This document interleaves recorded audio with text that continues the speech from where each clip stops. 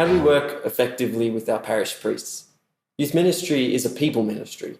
We're not out there producing products or anything like that. That's not the point of the ministry. The point of the ministry is to actually build relationships. And along the way, there are particular people we work with, especially parish priests. So 3 areas that are really helpful to keep in mind when we're working with parish priests that I want to break open. I've got them as 3 C's, is consideration, communication, and collaboration.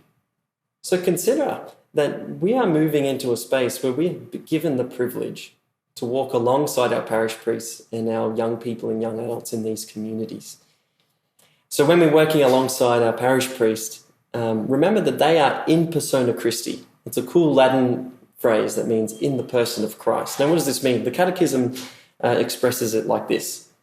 In the ecclesial service of the ordained minister, it is Christ himself who is present to his church as head of his body, shepherd of his flock, high priest of the redemptive sacrifice, teacher of truth. So our priests are in persona Christi, but we also have to remember that they're human.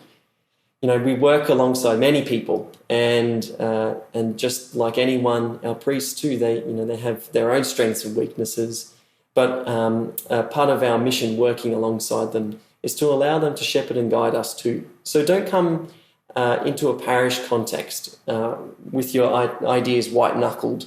Hold on to your ideas with a loose grip and allow the Holy Spirit to move and work and to actually guide yourself in collaboration and with your parish priest. So our second point is communication.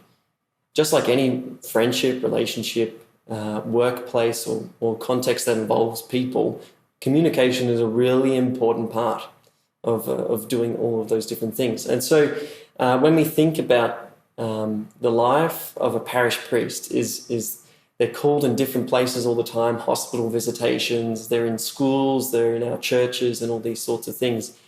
So they're very busy, and a temptation for us is to think, well, I don't want to contact my parish priest too regularly because they're busy, and I don't want to be a burden on them. So don't fall into that temptation. A parish priest, first and foremost, is there to love and shepherd and guide you, and so press into that friendship with your parish priest. So I would recommend gathering frequently. And, some workspaces may actually be very natural and organic. You might just speak to your priest every day anyway.